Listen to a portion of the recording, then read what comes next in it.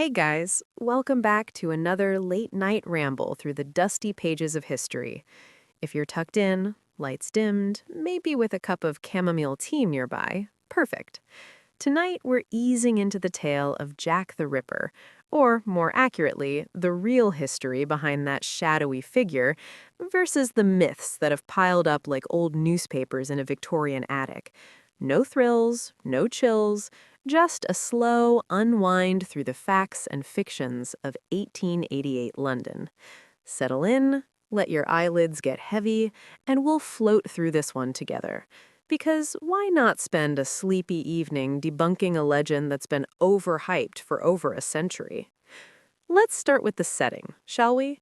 Picture London in the late 1800s. Not the posh parts with gas lamps and horse-drawn carriages clip-clopping past grand houses, but the East End, specifically Whitechapel. This was a neighborhood that could make even the hardiest soul sigh with exhaustion. Overcrowded doesn't even begin to cover it. By 1888, around 80,000 people were crammed into the sliver of the city, a mix of Irish immigrants fleeing famine back home, Jewish refugees escaping pogroms in Eastern Europe, and locals just trying to scrape by. The streets were narrow, twisting alleys that smelled of coal smoke, sewage, and despair. Work was scarce, housing was a joke, think 10 people to a room if you were lucky. Child mortality was through the roof. Over half didn't make it past 5 years old. Robbery, brawls, and a whole lot of gin-soaked numbness were the daily grind. Prostitution was common, sure, because survival often meant whatever it took. But of course, society loved to paint the whole place as a den of vice, as if that made the poverty someone else's fault. Whitechapel wasn't just poor, it was a pressure cooker of social tensions. Anti-Semitism simmered, nativism boiled over now and then. Remember Bloody Sunday the year before when protests turned ugly? The East End was the underbelly of the British Empire, where the glory of Queen Victoria's reign didn't quite reach. And into this mix steps our unnamed killer, or killers, because, spoiler for the sleepy, we still don't know who did it. But let's not jump ahead. The murders that kicked off the Jack the Ripper saga happened here, in this forgotten corner, and they've been twisted into myth ever since. Now, the name itself, Jack the Ripper, sounds dramatic, right? Like something from a Penny Dreadful novel. But here's the first big myth to debunk. The killer didn't call himself that. No sinister signature left at the scenes, no taunting notes pinned to walls. The moniker popped up in a letter dated September 25th, 1888, sent to the Central News Agency. It was addressed, "Dear Boss," and it rambled on about the crimes, promising more mischief, and signed off with that catchy phrase. Trade name, it called it. Cute. The press ate it up, published it, and boom, the legend was born. But most historians agree this was a hoax, probably cooked up by a journalist to sell papers, because nothing boosts circulation like a good serial killer nickname.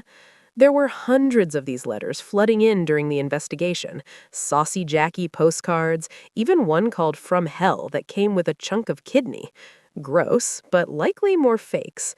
Police published copies hoping someone would recognize the handwriting, but nope. Myth, the killer was a chatty pen pal. Reality, probably just opportunistic cranks stirring the pot.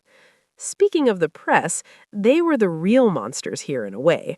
Newspapers were booming. Cheap printing meant millions of copies sold daily, and the East End murders were front-page gold. Sensational headlines, lurid details, wild speculations. It was the first time a serial killer story went global like this, blending facts with folklore until you couldn't tell one from the other. And that's where a lot of the myths took root. Like the idea that the killer was some top-headed gentleman from the West End slumming it for thrills, or that he carried a black doctor's bag full of shiny scalpels. Pure fiction, borrowed from Gothic tales. In truth, the police profiled him as unassuming, maybe a local butcher or slaughterer, someone who blended into the crowds. No cape, no dramatic flourishes, just a sad, solitary figure in a drab coat if the early guesses hold up. Let's ease into the victims now, because they're the heart of the real history, not the killer's shadow. Myth number one in this department. All of them were prostitutes luring fate by working the streets. Wrong. That's a lazy assumption from the police and press at the time, based on where the bodies were found and the late hours. But digging deeper, only a couple had clear records of sex work. The others, just women down on their luck, maybe casual or occasional, but mostly battling poverty, alcoholism, or bad breaks. And none were from Whitechapel originally. They drifted there from other parts of England or abroad, chasing better lives that never materialized. They were in their 40s mostly, except one younger, which bucks the myth of them being fresh-faced ingenues. These were resilient souls who'd seen hard times, failed marriages, lost children, scraping by in lodging houses. Tragic, sure, but not the salacious stereotypes the papers pushed. The so-called canonical five, that's the term for the victims most likely linked to the same perpetrator. Police back then and historians now peg these as connected by the method. Throats cut, abdomens targeted, some organs missing. But even that's debated. Some say only 3 are definite, with the others maybe copycats or unrelated violence. Whitechapel was rough. Murders weren't rare. The investigation lumped 11 killings together from 1888 to 1891, but only these 5 stuck in the Ripper file. Let's meet them gently, one by one, focusing on their lives rather than the ends. First up, Mary Ann Nichols, or Polly to her friends. Born in 1845 from a working-class family in London. Her dad was a blacksmith. Married young to a printer, had 5 kids, but things soured. Alcoholism on both sides, arguments, separation. She bounced between workhouses and the streets, doing laundry or charring when she could. By 1888, she was 43, living hand-to-mouth in Whitechapel lodging houses. On August 31st, she was found in Bucks Row.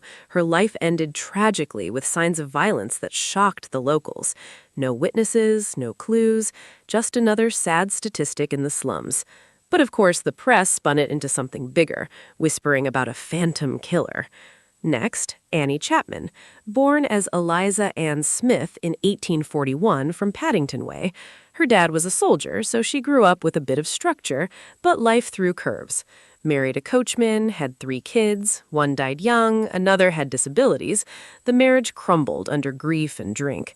Annie ended up in the East End selling flowers or crochet work, maybe dipping into casual work to survive. She was 48 when she turned up in a backyard on Hanbury Street. Again, the hallmarks that linked it to Polly's case. Careful, methodical harm. Police noted the increasing boldness, but no leads. Myth here that the killer had surgical skills like a mad doctor. Nope, experts like police surgeon Thomas Bond dismissed that. Could have been anyone with basic knowledge from a butcher shop, because why assume fancy education when the East End was full of slaughterhouses? As we drift along, let's touch on the efforts from the police. The Metropolitan Police were on it, with guys like Frederick Abberline leading the charge. They interviewed thousands, detained dozens, scoured house to house. Even the City of London police jumped in after one murder crossed jurisdictions. Rewards were offered. $500 from the city, $50 from a vigilance committee of locals who patrolled the streets themselves. Hired private detectives, too. Early profiling painted the killer as middle-aged, solitary, maybe with some mania, but not a genius. They checked butchers, surgeons, over 70 cleared. No luck. The Vigilance Committee, headed by George Lusk, got that from hell letter with the kidney. Spooky, but likely more fakes. Police published copies hoping someone would recognize the handwriting, but nope. Myth, the killer was a chatty pen pal. Reality, probably just opportunistic cranks stirring the pot. Whitechapel buzzed with fear, but life went on. Women still walked alone at night because they had to. Work, lodgings, survival. The murders highlighted the rot. Slums cleared in later years partly because of the spotlight, but back then it was just another layer of misery. And the myths grew, like the Gulston Street graffito, chalked on a wall after one killing. The U's are the men that will not be blamed for nothing. Police washed it away to avoid anti-Semitic riots. Myth, it was a clue from the killer. Fact, probably random graffiti in a tense neighborhood. Let's ease into the double event now, but let's pause on the atmosphere. The fog rolled in thick those autumn nights, gas lamps flickering like tired eyes. Papers screamed headlines, leather apron at first, some local thug rumor, then Jack took over. Of course, because a catchy name sells. The public gobbled it up, blending fact with fancy, until the real history got buried under layers of pre-Sutho history. Floating right along from where we left off, let's ease into what the papers dubbed the double event. No need to perk up, it's just more of the same foggy narrative, separating wheat from chaff in this old tale. Remember, we're keeping it calm, like a gentle river of facts carrying us downstream to Sleepy Town. So, September 30th, 1888. A Saturday night in Whitechapel, which meant the usual mix of pub crawls and desperate hustles. Elizabeth Stride was the next in our sad lineup. Born Gustav's daughter in Sweden in 1843, she came to London as a domestic servant, married a carpenter, ran a coffee room for a bit. But life unraveled, no kids, separation, then the streets. She was known as Long Liz, tall and resilient, doing cleaning or sewing when possible. At 44, she was found in Berner Street, her end marked by a single cut, but no further harm. Police figured the killer got interrupted. A cart driver pulled up nearby. Myth, this proved he was a pro, stopping mid-act. Reality, could be anyone spooked by noise in those echoey alleys. Barely an hour later, Catherine Eddowes met a similar fate in Mitre Square, just over in the city of London. Born in 1842 in Wolverhampton, she grew up in a tin plate worker's family, moved around for work, partnered with a ballad seller, had kids, but drink and wandering took hold. By 46, she was back in Whitechapel after a hop-picking stint, crashing in casual wards. Her discovery showed the pattern: harm to the face, abdomen opened, organs taken, uterus and kidney this time. A piece of her apron was found nearby with that graffito, but, as we said, likely coincidence. The Saucy Jackie postcard arrived the next day, gloating about the double event. Hoax? Almost certainly, but it fueled the frenzy. Now, the investigation ramped up. Donald Swanson oversaw the files, compiling reports on the Whitechapel murders, that batch of 11. But only these canonical ones matched in style. They searched for links, weekend timings, end-of-month patterns when paychecks flowed and vices peaked. Suspects piled up, over 300 investigated, like Michael Ostrog, a Russian con man, or Montague Druitt, a barrister who drowned himself later. McNaghton's memo in 1894 named 3: Druitt, Kosminski, a Polish Jew with mental issues, and a chap called Ostrog, but errors riddled it. Wrong ages, shaky evidence. Myth, one of these was definitely him. Fact, all circumstantial, no proof. Modern DNA claims on shawls or whatever, dodgy at best, contaminated and unverified. Let's linger on the victim's humanity a bit. Elizabeth wasn't just a statistic. She spoke Swedish, had a bit of education, tried to keep clean and presentable. Catherine sold cheap songs on the streets, had a tattoo, lived a nomadic life, not the depraved figures the press painted. And the assumption they were all sex workers?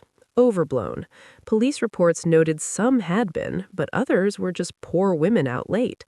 The myth stuck because it fit the moral panic. Blame the victims, ignore the poverty. Of course, because Victorian society loved a good lecture on vice. As October dragged on, the fog thickened, literally and figuratively. The From Hell letter to Lusk, that one with the kidney, claiming the sender ate the other half, signed, "Catch me when you can." Creepy, but forensic tests back then were primitive. Couldn't even confirm if it was human, let alone from Eddowes. Most letters were dismissed as pranks. The press kept churning, creating a monster out of thin air. Ripperology, as we'd call it later, was born here. Amateur sleuths poring over details, spinning theories. Then came Mary Jane Kelly, the last of the 5. Born around 1863 in Ireland, she moved to Wales, then London. Younger than the others at 25, she'd worked in higher-end brothels, claimed French travels, but facts are fuzzy. Married young, widowed in a mining accident, then drifted east. By 1888, living in Miller's Court with a partner, doing what she could. November 9th, her room became the scene. Indoors this time, more time for harm. Face altered, body eviscerated, organs arranged. Myth, this escalation meant a mastermind unraveling. Fact, could be opportunity or even a different hand. Some argue she doesn't fit perfectly, but police linked it. Post-Kelly, the murders tapered. More Whitechapel killings happened, Alice Mackenzie in 1889, Frances Coles in 1891, but methods differed, stabbings, not slashes. Myth, Jack kept going for years. Reality, probably unrelated violence in a violent place. The case went cold, no arrests stuck. Abberline retired frustrated. The Vigilance Committee fizzled. But the myth? It ballooned. Books, plays, even early films by 1900.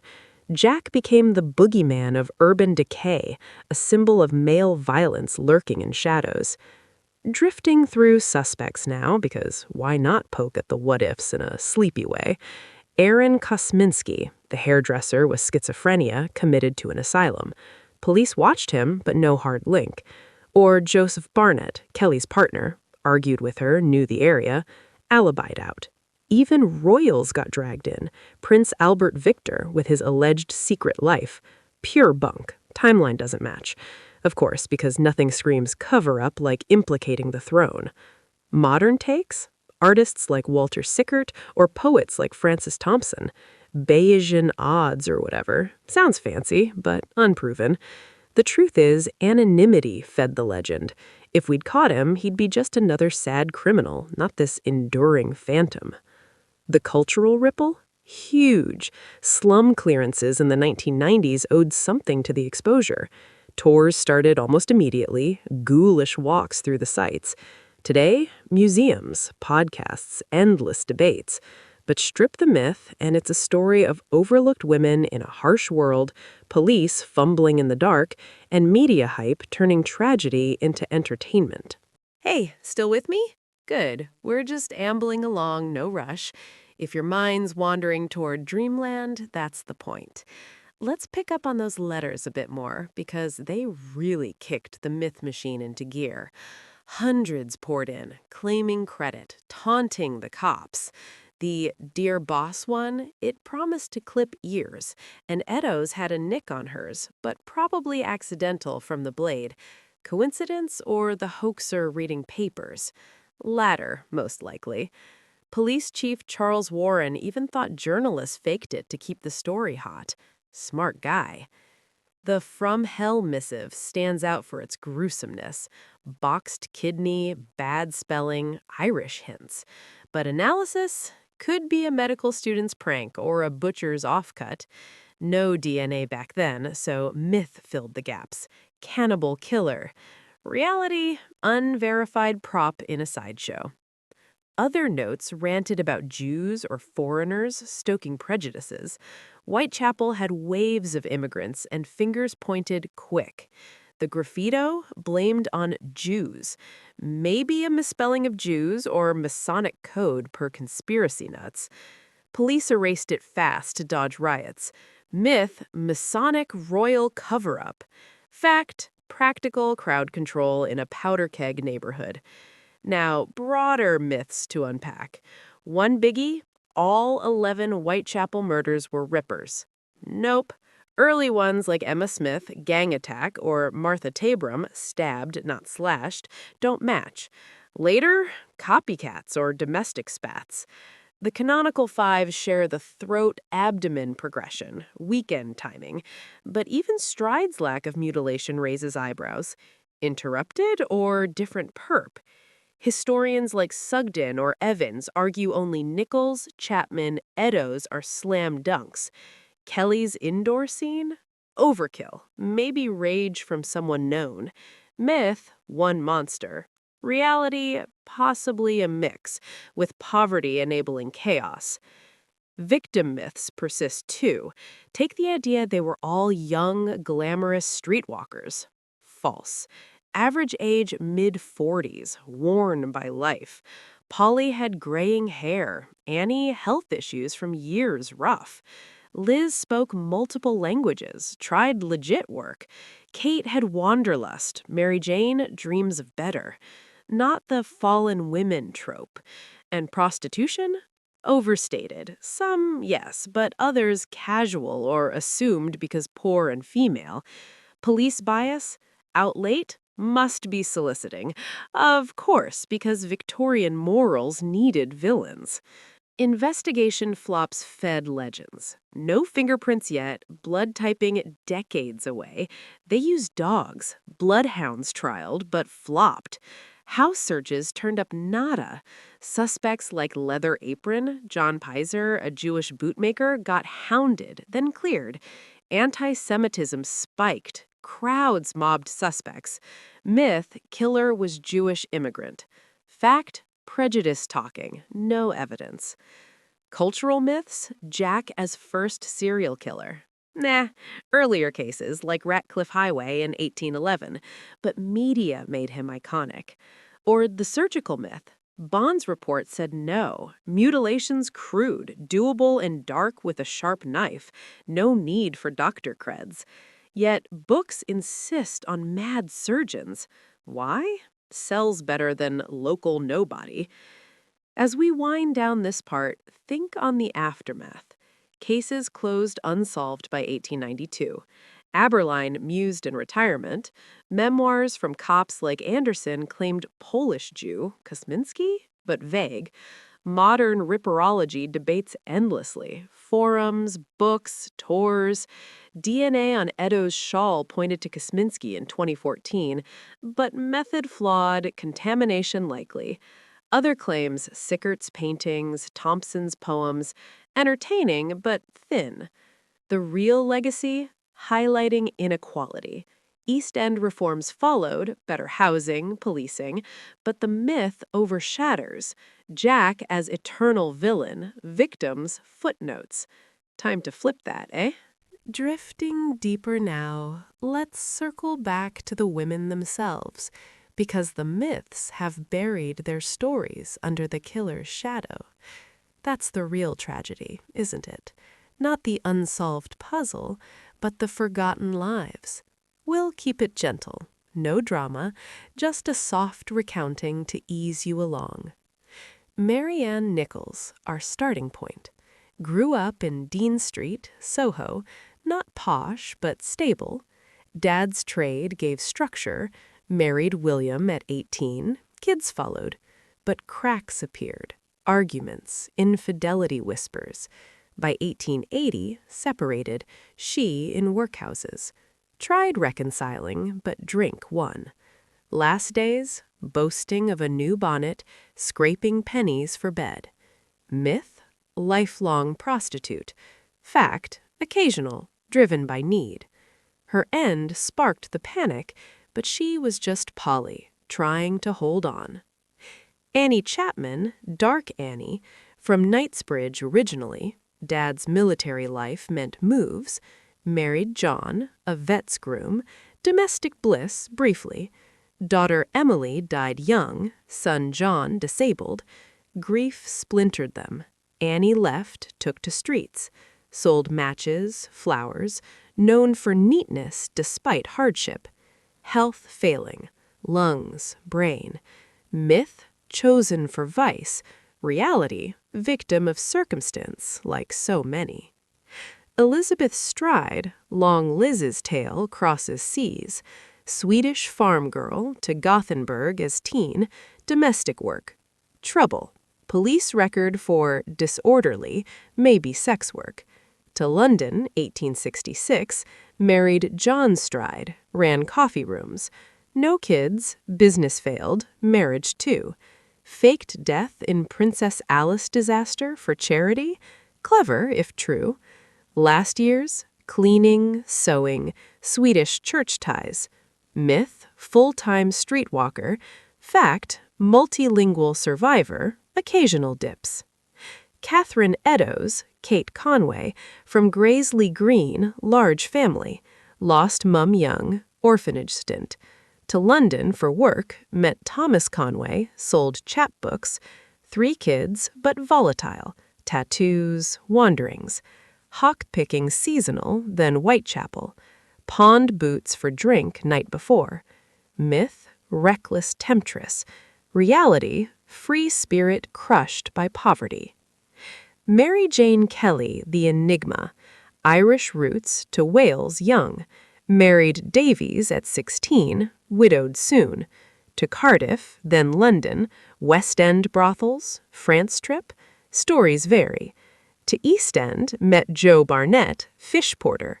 Shared room, argued over sharing with friends. Singing Irish songs, fiery temper. Younger, prettier, per myths, but still just surviving. Indoor death allowed more time, but why her? Known to the killer? Debate lingers. These women weren't myths. Real, flawed, enduring. Shared threads. Alcohol, lost families, economic traps. Whitechapel swallowed them. Myth, targeted for sin. Fact, opportunity in dark streets. Police perspectives. Bond's profile, killer cool, strong, not skilled. No mania evident. Investigation, 2,000 interviews, but leads evaporated. Vigilantes patrolled, but fear ruled. Myths grew from frustration. Royal conspiracies, like Duke of Clarence dying of syphilis, secret marriage. Bunk, he was elsewhere. Or Freemason ties via Warren. Entertaining, but no. Media's role, penny papers sensationalized, illustrations gory. First mass hysteria over killer. Folklore blended, spring-heeled Jack echoes, urban legends. Post-1888, more murders, but faded. Case-influenced profiling, forensics advances, but myth dominates. Films like From Hell, tours profiting on tragedy.